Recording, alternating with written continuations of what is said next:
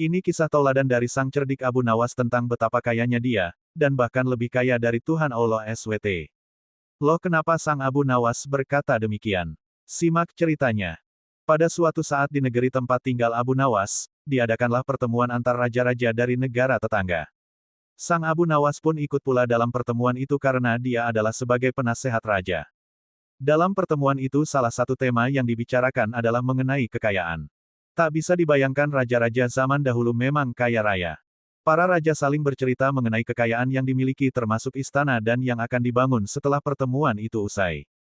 Ada raja yang memiliki kebun yang luas dengan hiasan permata, danau yang indah gemerlapan, kolam-kolam yang indah, gedung dan istana dan sebagainya. Semua orang yang mendengar penuturan raja-raja itu berdecak kagum kecuali Abu Nawas berusaha mengingatkan dan menyadarkan mereka.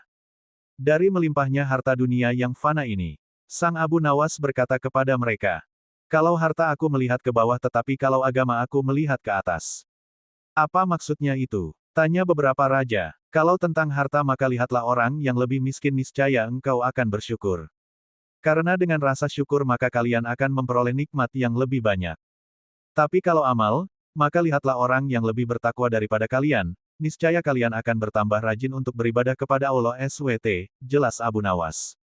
Mendengar penjelasan Abu Nawas tersebut, orang-orang mulai sadar akan apa yang telah mereka miliki dan mereka banggakannya dari mereka bahwa ucapan Abu Nawas itu adalah benar. Akan tetapi mereka tiba-tiba terkejut dengan pernyataan Abu Nawas. "Aku itu lebih kaya dari Tuhan," ucap Abu Nawas spontan. Tentu saja ucapan Abu Nawas itu mendapat tanggapan yang luar biasa, kaget. Tidaklah heran jika seisi ruangan pertemuan heboh dibuatnya. Ada sebagian yang bilang kalau Abu Nawas berkata bohong, ada yang bilang kalau Abu Nawas berani berkata demikian memang tiada buktinya. Sebagian lagi tidak percaya, sebagian lagi punya keyakinan bahwa Abu Nawas mempunyai maksud tertentu di balik kata-katanya. Karena Abu Nawas bikin heboh pertemuan, akhirnya Baginda Raja memerintahkan prajuritnya untuk menangkap Abu Nawas. Setelah ditangkap, Abu Nawas dihadapkan ke Baginda Raja. "Benarkah kamu mengatakan bahwa kamu lebih kaya dari Tuhan?" tanya Raja. "Benar Tuanku yang mulia," jawab Abu Nawas. "Apa maksudmu kamu lebih kaya dari Tuhan?" tanya Raja Harun.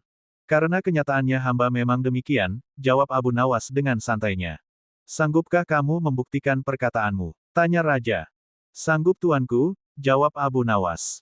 "Apa sanksinya bila ternyata kamu tidak sanggup membuktikannya?" tanya Raja Harun. "Hamba akan rela dihukum oleh Tuanku," jawab Abu Nawas.